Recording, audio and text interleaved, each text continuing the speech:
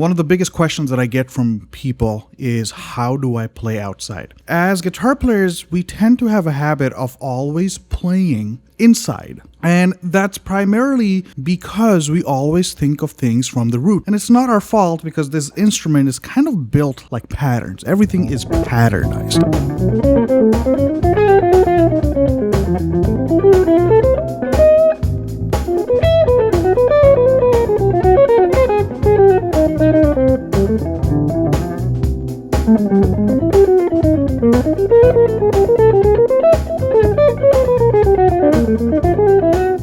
Alright guys, today I'm talking about a topic which seems like to be a very interesting topic of discussion amongst a lot of jazz musicians, especially for guitar players. And even the pedagogy and the idea of learning this instrument is all about learning it from the root. You learn the caged position, you learn 3 notes per strings, you learn arpeggios. They're all happening from the root, which is not the best thing. If you realize, if you start everything from the root, things start to sound very predictable. If you heard the video of me playing in the starting, it was basically me playing over an A minor vamp. And as you can see, I was doing a lot of harmonic, cool, hip things, as other jazz musicians would call it. Or not. Maybe you might not like them. Maybe you just want me to play melodic, beautiful things. But the purpose of this video is how to play outside. So let me talk about this a little bit. If I'm playing on a chord like A minor, there are possibilities that are in the key, and then there are all these possibilities that go a little outside, and more outside, and more outside, and some of them super outside. But how do we distinguish, and how do we find our way outside? Basically, what you want to do is start imagining, start thinking of other chords that you can imply on a certain harmony, which is basically what piano players do. It's called superimposition. Now, it sounds more complex than it actually is. The idea of doing it, the application part, is way harder. So there are a lot of things that you can do. Let's say we take an A major chord, right? Simple A major chord. Play our A major scale on it.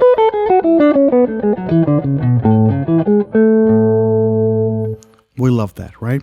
Here's the thing, you need to understand and exercise the idea of first being able to phrase within the key. That's very important. Simple ideas like, how do I make phrases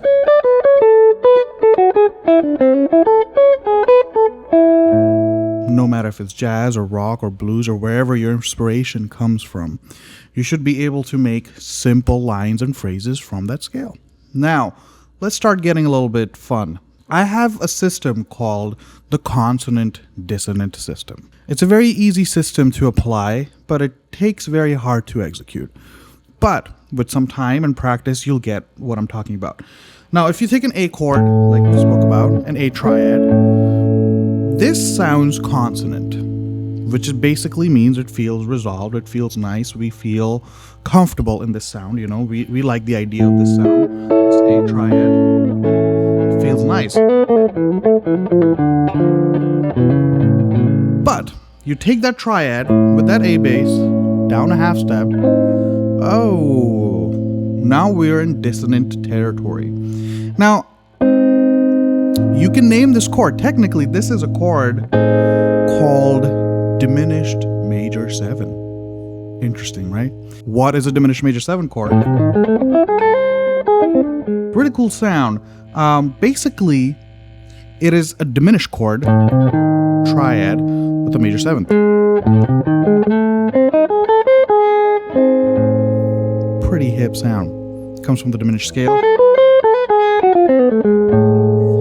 Can come from many places. But the point is that this scale, anything dissonant, needs to resolve to something consonant. Take it up a half step. So, if you're phrasing lines in A major,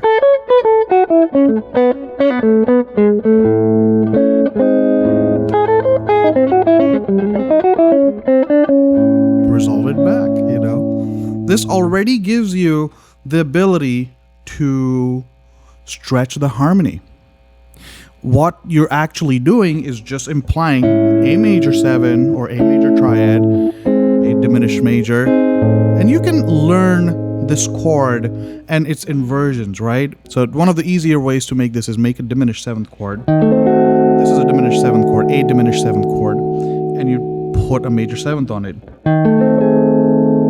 Not the best usable inversion chord, but it's still an inversion of that chord, you know. All of these are possible variations of using that same chord, you know. It's basically an A flat triad with A in the bass, you know. Pretty hip sound, you know, and it resolves really nicely to A major 7, you know, and that's something that you can apply. So let's go back to our consonant dissonant system, right? You take that, got diminished major, take that down another half step. Hello, dominant sus. Now we have G. G triad over A. Now what does that make? That makes it a dominant sus chord. I love that. Is it minor? Is it major? We don't know. It's kind of sus. Suspicious and suspended at the same time. You know? So even if you're playing in the key of A major, you're kind of borrowing from A mixolydian momentarily. I know this is an advanced lesson, but stick with me. The idea here is the consonant dissonant system. Take that. Now that is consonant. Guess what? You go down another half step. What's going to happen? Take it down a half step. You get F sharp over A. That comes from the half whole diminished scale.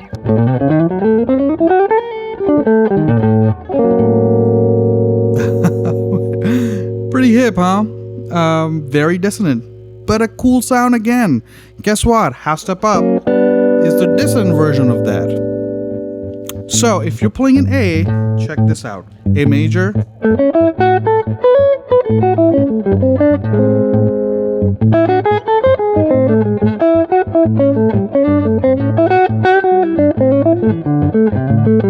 mixolydian.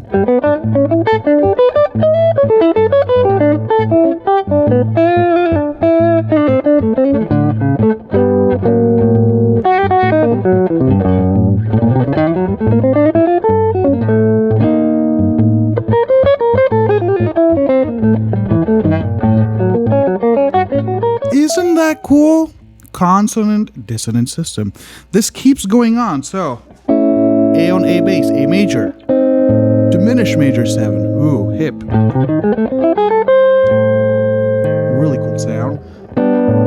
Dominant sus. F sharp over A. You can think of it as a dominant 7, flat 9, natural 13 chord. Too many notes, a lot of jazz, but concept, you're just taking that triad, moving it down. Take it down another step. What do we get? F over A. Consonant sound, very beautiful. Resolve it back to A major. You know?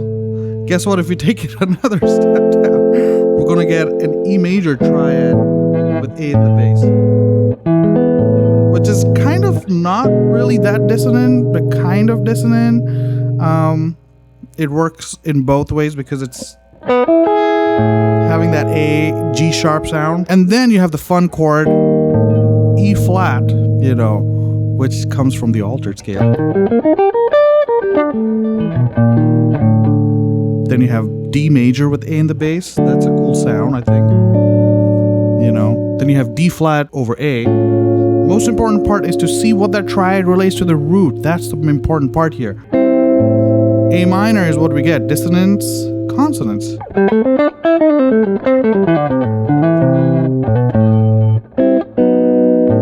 Lydian sound. Again, dissonance. This can be an altered chord. It's technically, you can think of it as a B flat with A. It can be Phrygian. You know, and back to A. So guys, you can take the consonant dissonant system, comp, and improvise in that one triad sound and shape or mode that it implies on that A, and that will give you insane amount of colors to play over one chord. This is one way of playing outside. This is not the only way, guys. In my next lessons, I'm going to cover other ways. You can imply function, you can imply 2-5-1, you can imply Coltrane changes, you can imply many other systems that have been built by all the great masters in jazz and classical music that have been used for improvisation to build sounds around a harmony and imply different sounds on it. But this is used a lot. So guitar players, start thinking of chords over chords. Improvisation should not just be all your arpeggio starting on the root. Let's start thinking of it as an extension. Let's start thinking of extensions. Let's start thinking of triad pairs. Let's start thinking of modal colors. So guys, it's just the A pedal, and I'm going to go down.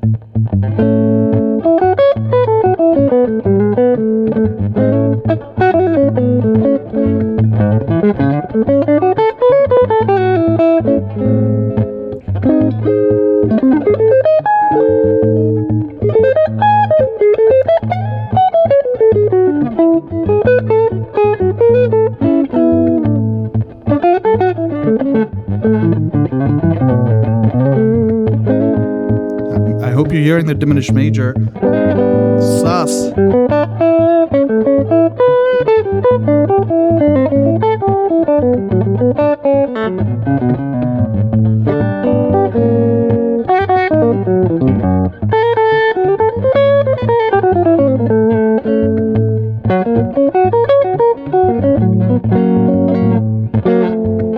F.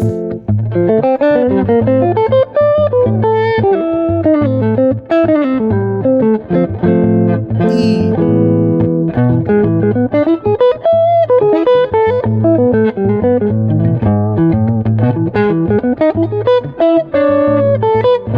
Alter.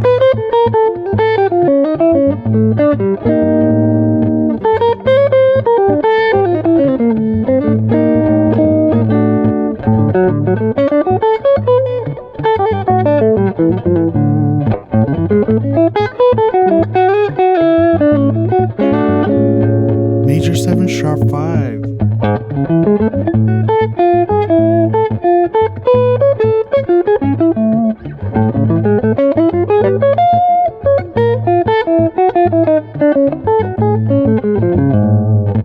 C from D flat minor.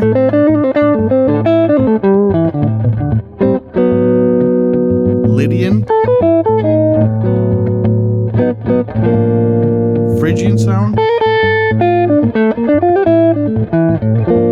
Back to major. Have fun, guys. There's so much you can explore here. For more fun stuff and jazz tips and exercises, please visit my website, prateshwaliamusic.com, and subscribe here on YouTube for more lessons. The only way for me to keep going is if you subscribe, so please subscribe down here and check out my music also.